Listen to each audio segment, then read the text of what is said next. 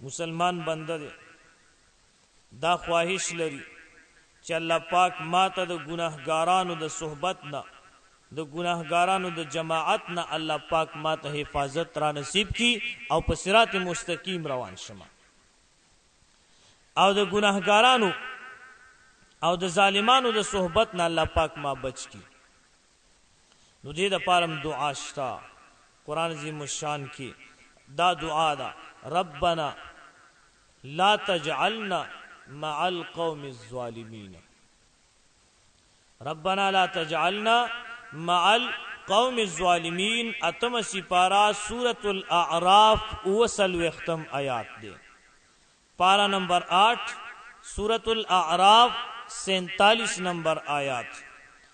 دا دعا چې کوم مسلمان بنده په کثرت سره وای الله پاک بدی د ظالمانو